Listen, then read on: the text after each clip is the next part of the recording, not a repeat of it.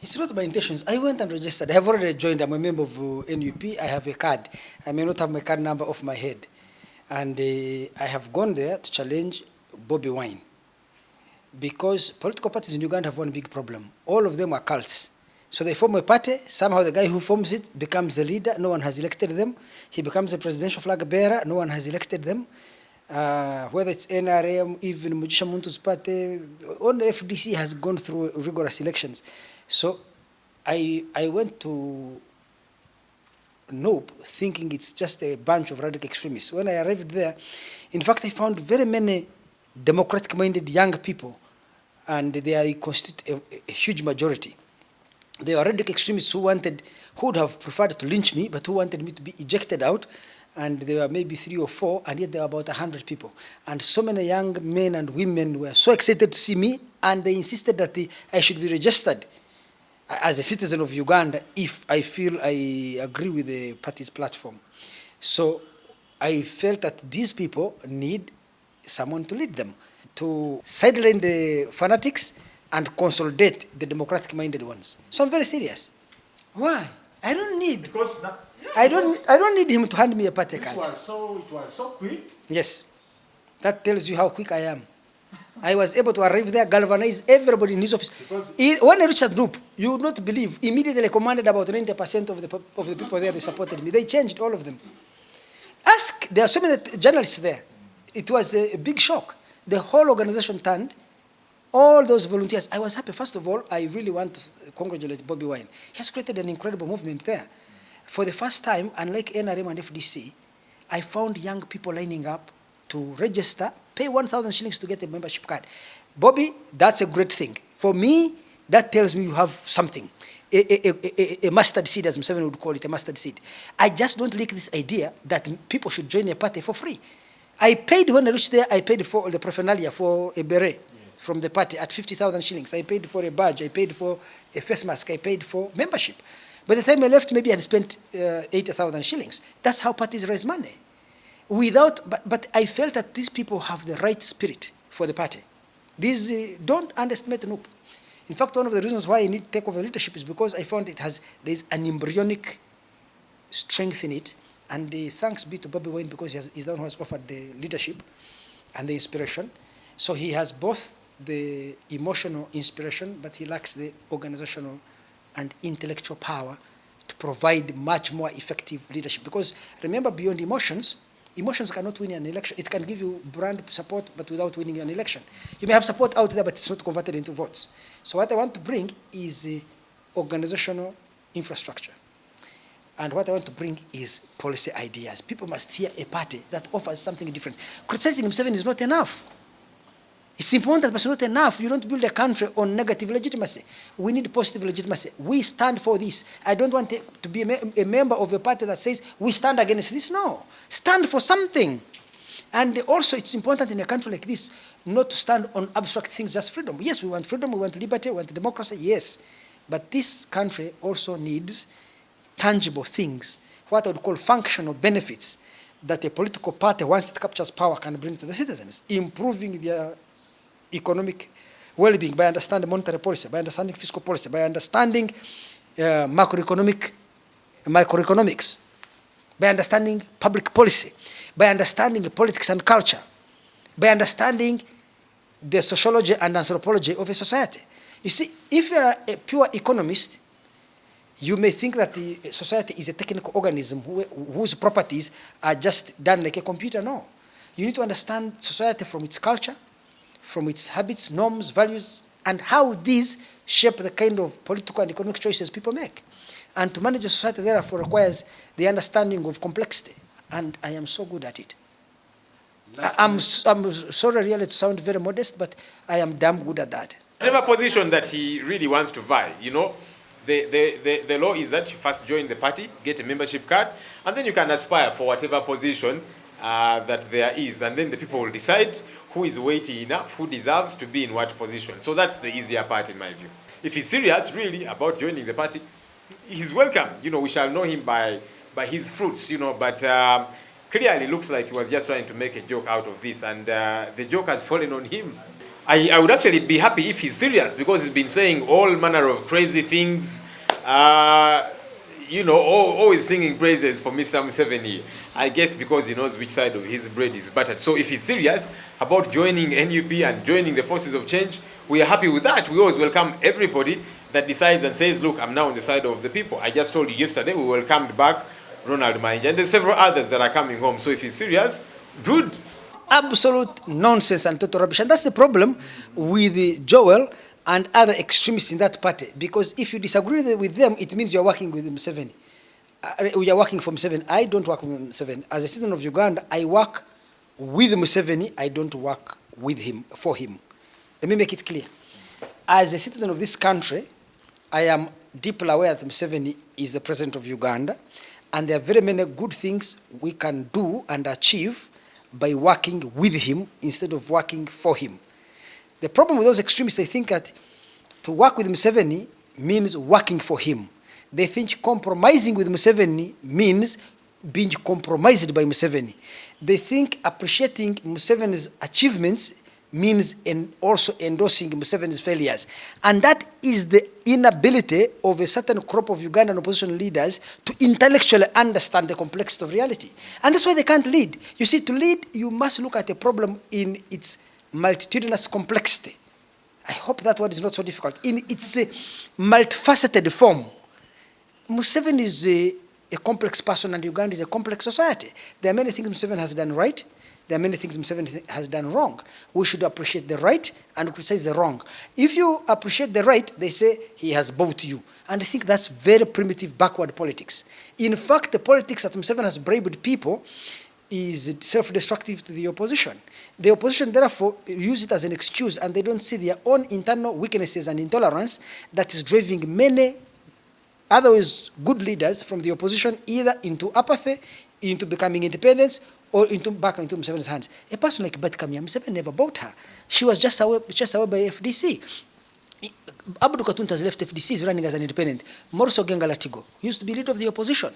Ronald Reagan Okumu, Winnie Kiza. I mean, the list is endless. The opposition in Uganda are suffering from atrophy every day.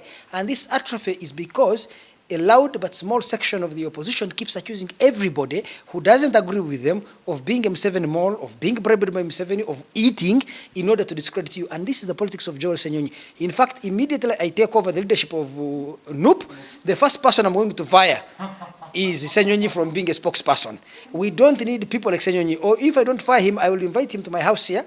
He sits with me, we speak, and I explain to him why he needs to change his ways. In fact, when he sits in a debate, all he can do, rather than explain what the ideas of NUP are, what its values are, what its agenda is, you know what he does? He attacks individuals. Mwenda has been bribed by Museveni. Mwenda is a pseudo intellectual. He indulges in a litany of insults and abuses, and he thinks that is politics. That is politics, yes, but it's backward politics, it's primitive politics, it's dysfunctional politics, it's unproductive politics. We must build a politics of unity, not a politics of division, of consensus, not of division. How are you going to convince Convinced. When I reached there, you should have seen the excitement. This is what I'm saying. I went as what I would consider a very strong and virulent critic of the movement.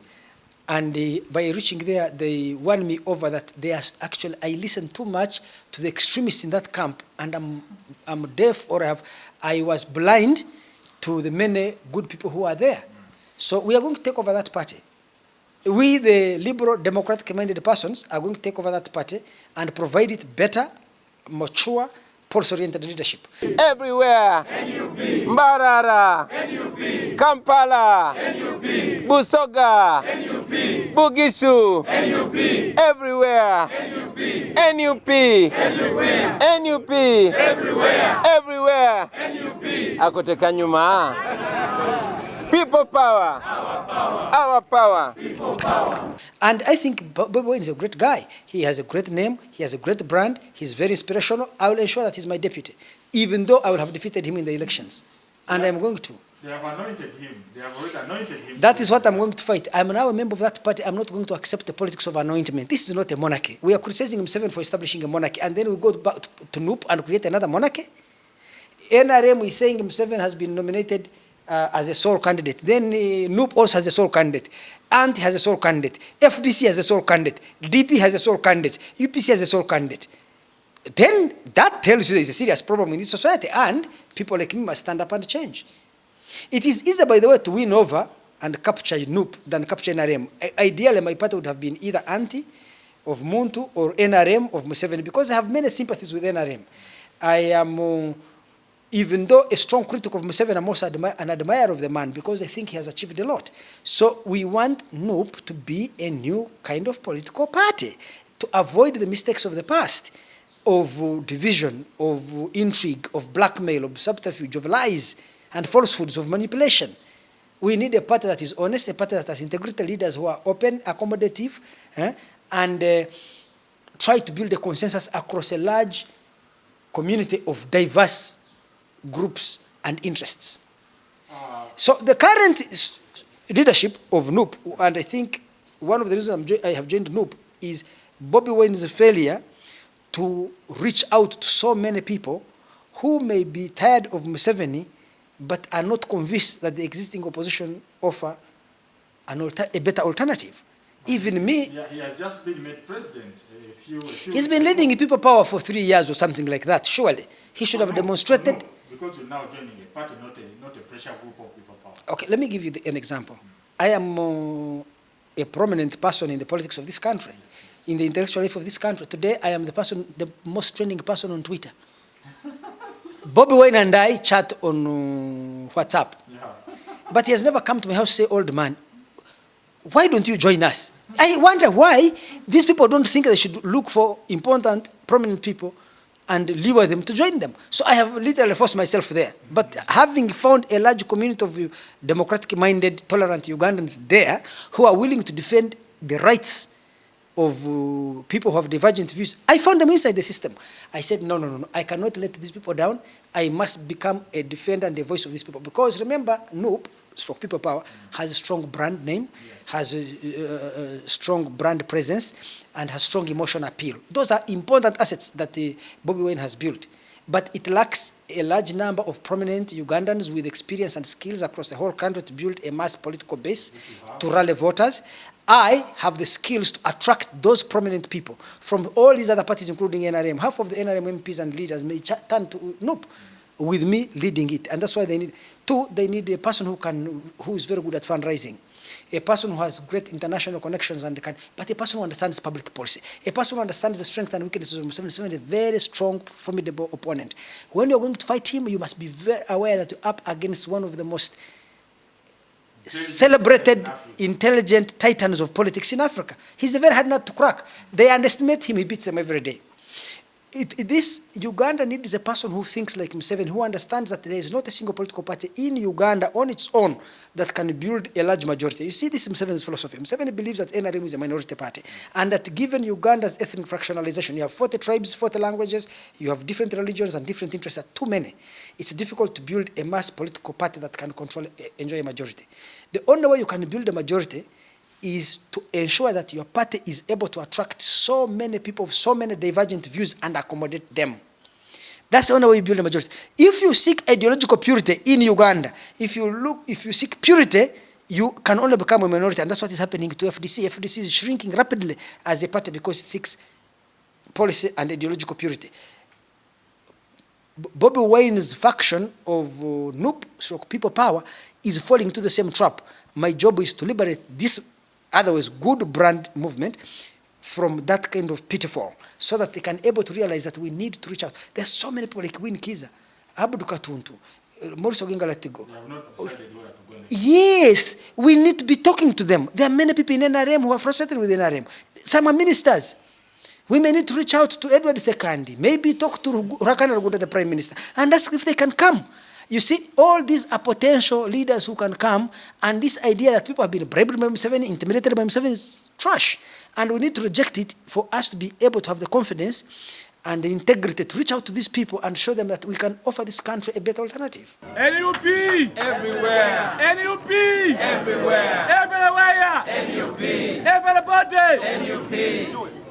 People power. Our power. Our power. People power. People power. Our power. Our power. People power. Look, 2 MPs of NRM who crossed, I never heard of their names. Look, let me give you an example. 2005, when FDC was created, the people who were crossing from NRM to FDC, Augustine Ruzindana, Eria Kategaya, Amanya Mshagam, now dealing with Western Uganda alone, Miriam Matembe, John Kazora, Willie Byanyima, Chiza Besige, these were great names. Everybody in the country knew them. You come to Central Uganda here.